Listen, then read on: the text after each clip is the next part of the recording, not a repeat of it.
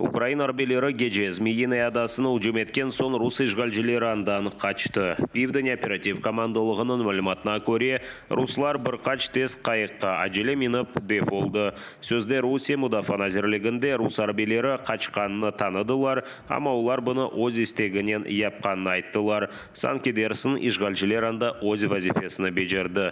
Күндевамында атешнен қапланған Змеиный адасында патламалар юз береді. Йоқ етілген рус техника арасында Невбетеки Панцер С-1 учаху бар, ракета комплекси бар.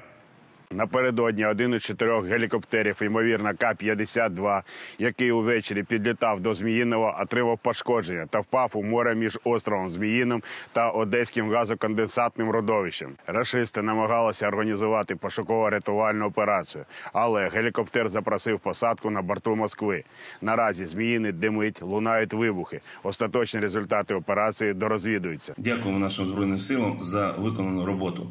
І продовжуємо дотримуватися режиму інформаційної тиші, тому що військова операція на острові Зміїному продовжується. Нагадаю, що остров буде або безлюдним під час війни, або українським. Ну, звичайно, після війни він буде лише нашим.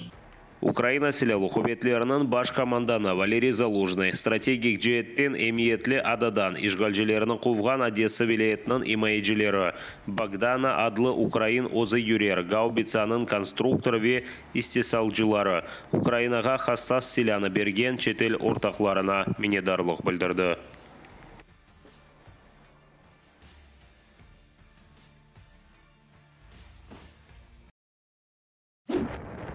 Душман бірчоқ йөнелеште Украин шерлері ве қасабаларына авадан ұжым еті артиллерия системалары қолланылмасынен Лысачанскны қыршавға алмаға ве Бахмутқа елны кесіп запт етмеге тұрыша.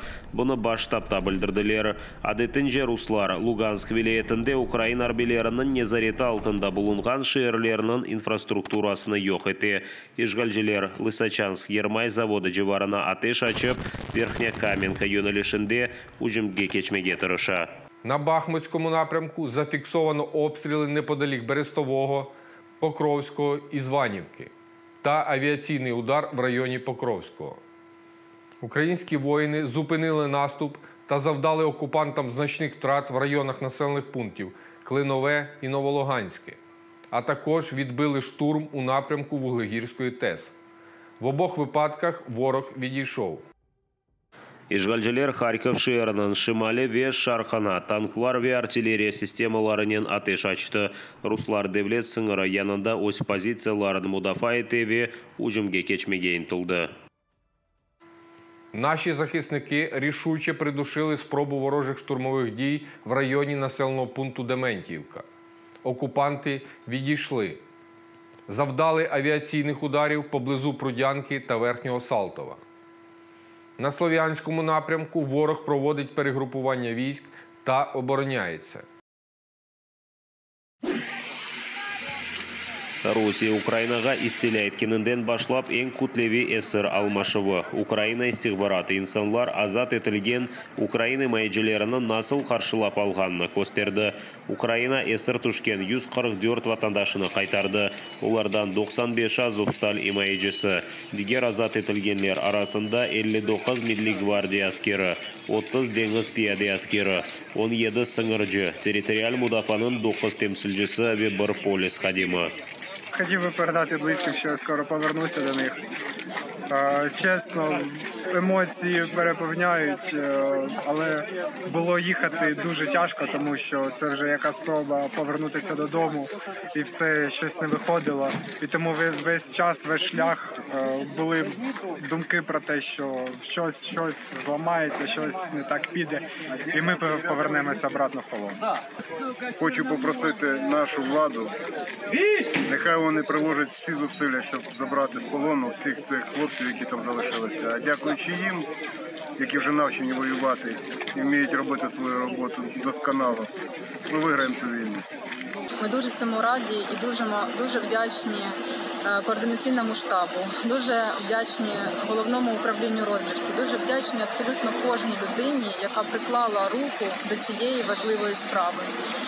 Ми всі повинні діяти як умога сильніше для того, щоб кожен герой повернувся додому. Я дуже чекаю свого брата. Я дуже сподіваюся, що він найближчим часом повернеться і я буду такою щасливою, як ніколи в житті. А сьогодні я передаю вітання всім нашим героям, які повернулися додому, і передаю вітання всім родичам, які неймовірно щасливі сьогодні.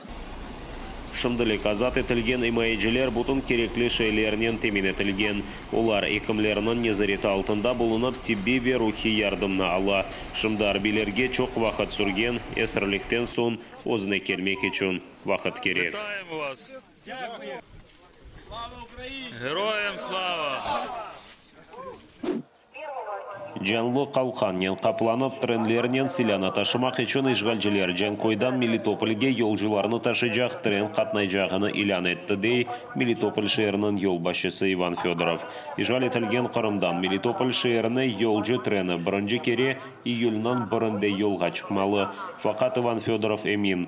İşgalciler арби техниканы ташығаны рус тренлеріні мұнтазам тарзда hücum etken Мелитополь партизанларından қорқа ve böyle etip öz yüklеріні қорчаламаға істей. І всі знають про те, як підривався і бронепотяг, і підривалися рейки. І саме тому вони вирішили запустити пасажирський потяг, щоб щитом прикриватися нашими людьми, щоб не було диверсій, а вони точно будуть, тому що через залізну дорогу підвозяться багато вибухових предметів, набоїв та тяжкого озброєння. Тому знову вони хочуть прикритися нашими людьми як живим щитом. İşgalciler Ukrayna janubынан zapt etilgen territoriyasına yiberilecek Қырым jedvelini tize. Bunu Krimsoz cemaat teşkilatının talelcisi Evgen Yaroshenko öz menbalarına atif etip bildirdi.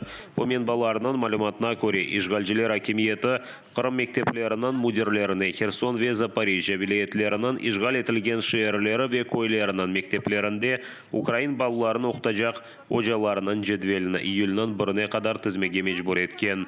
Anda mekteplerinin müdirlerinin kıtlığa duyulğanı için bu vazifege tayinlenmege istegenlerinin adlarını ayrı yazmağa rica ettiler. Kherson vilayetinin arbi memuriyetinde bildirgenlerine göre Khersondaki 71 mektepnin müdirinden tek 6'sı Rus programmasına göre çalışmağa razı oldu.